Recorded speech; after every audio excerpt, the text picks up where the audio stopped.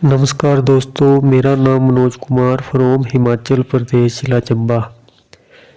आज मैं आप लोगों को देवभूमि हिमाचल प्रदेश के जिला कुल्लू से कुदरत की कुछ एक ऐसी लीला दिखाने जा रहा हूं जिसे देखकर बज्जर से बज्जर नास्तिक व्यक्ति भी आस्तिक हो जाता है। इस स्थान की यात्रा करने से मानसिक और आध्यात्मिक शांति मिलती है। इस जगह का नाम है मणिकर्ण। मणिकर्ण जो स्थान है ये हिंदुओं और सिखों का स्थान है। हिंदू और सिख इस स्थान पर बहुत ही ज़्यादा आस्था रखते हैं। कहा जाता है कि काफ़ी समय पहले गुरु नानक देव जी और भाई बाला जी और मर्दाना घूमते घूमते इस जगह पर आए। मर्दाना को बहुत ज़ोर से भूख लगी हुई थी। गुरु नानक देव जी ने कहा, मेरे पास आटा तो है पर बर्तन और आग नहीं है। मर्दाना को बहुत ज़ोर से भूख लगी हुई थी। गुरु नानक देव जी ने मर्दाने को एक पत्थर हटाने के लिए कहा। जैसे ही मर्दाने ने पत्थर हटाया तो उसके नीचे खौलता हुआ पानी दिखाई दिया। गुरु नानक देव जी ने उस खौलते हुए पानी में रोटियां डालने को कहा। मर्दाना ने रोटियां डाल दी। जैसे रोटियां डाली, सारी की सारी रोटियां जो है कुंड के अंदर चलेगी। मर्दाना कहने लगा कि जो आटा था वो भी सारा का सारा बेकार गया, अब तो हमारे पास कुछ बचा भी नहीं है। तो गुरु नानक देव जी ने कहा मर्दाने को कि ऐसा नहीं कहते हैं, आप अरदास करो कि एक रोटी मैं भगवान के नाम पे दूंगा और अरदास करो। जैसे ही मर्दाने ने अरदास की सारी रोटियां पककर जो है बाहर वापस आ गई।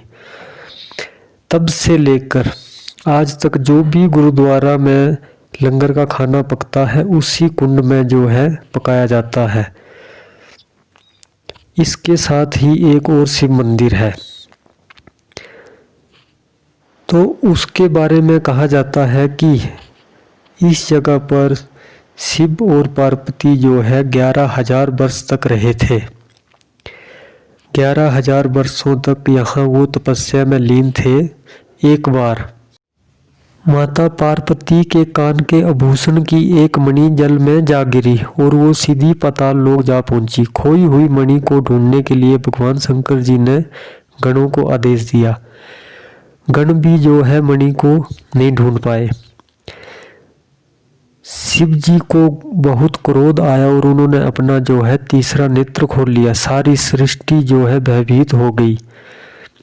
तभी माता नैना देवी ने मणियों के स्वामी शेषनाग जी को पार्वती जी के कान के आभूषण की मणि के बारे में बताया। शेषनाग जी ने जोर से फुंकारा छोड़ा जिससे इस स्थान पर पृथ्वी से गर्म जल का फुहारा प्रकट हुआ। गर्म जल के इस फुहारे के साथ पार्वती जी के आभूषण की मणि के साथ अन्य बहुत सारी और भी मणियां निकल आई। पार्वती जी ने अपनी मणि ले ली तथा अन्य शेष मणियों को पत्थर रूप हो जाने का शाप दे दिया। तब से लेकर आज तक इस स्थान को मणिकर्ण के नाम से जाना जाता है।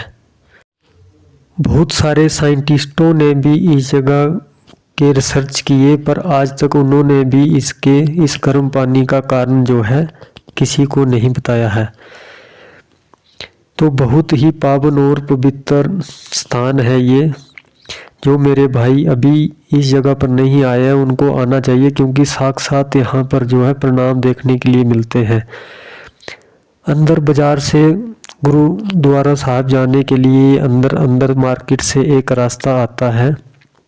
एक पार्किंग से सीधा गुरुद्वारा के लिए रास्ता आता है और ये दूसरा रास्ता है जो कि बाजार से बीच से होके आता है।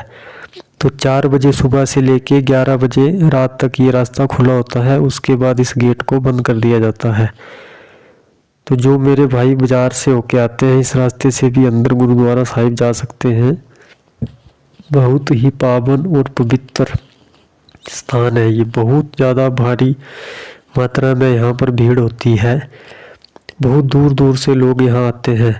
कहा जाता है कि इसका जो लंगर का खाना और जो इस पानी में जो ये अनाज पकता है, इसको एक बार प्रसाद के रूप में ज़रूर खाना चाहिए। गुरुद्वारा की तरफ से यहाँ पर लेडीज और जेंट्स के लिए स्नानागार बनाए गए हैं, जो कि कोरोना महामारी के कारण अभी लॉक है, बंद किया हुआ है। और ठहरने के लिए भी यहाँ पर जो है मुफ्त में लोगों को 6-7 मंजिल के यहाँ पे भवन बने हुए हैं, धर्मशालाएं बनी हुई हैं, तो मुफ्त में यहाँ पर ठहरने की सुविधा होती है। और खाने पीने के लिए लंगर जो है रात रात भर चलते रहते हैं, दिन रात लंगर चले होते हैं। तो यहाँ पर जितने भी मंदिर हैं सबकी एक अलग स्टोरी है। अभी आगे चल के एक और रघुनाथ मंदिर आता है। कहा जाता है 16वीं शताब्दी में कुल्लू के राजा जगत सिंह का राज्य था। एक बार किसी ने राजा जगत सिंह के पास झूठी शिकायत कर दी कि टिपरी गांव के एक ब्राह्मण के पास काफ़ी मात्रा में सुच्चे मोती है, जो कि राजा के पास होने चाहिए। राजा प्राय मणिकर्ण जाते रहते थे। राजा ने मणिकर्ण जाते हुए ब्राह्मण को बुलाकर आदेश दिया कि तुम्हारे पास जो भी मोती हैं उन्हें हमारे हवाले कर दो। ब्राह्मण के पास मोती नहीं थे। उसने राजा को विश्वास दिलाने की काफ़ी कोशिश की, परंतु राजा नहीं माना। राजा ने ब्राह्मण को चेतावनी दी और कहा कि हम 3 दिन के बाद मणिकर्ण से वापस आएंगे, मोती तैयार रखना।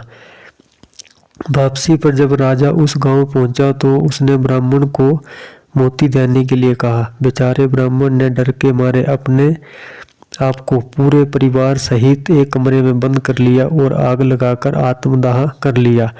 इससे राजा को बहुत दुख हुआ और ब्राह्मण हत्या के कारण राजा को कुष्ठ रोग हो गया और पीने के पानी में खून और भोजन में कीड़े नजर आने लगे। काफ़ी उपचार किया परंतु राजा की दशा नहीं सुधार में आई।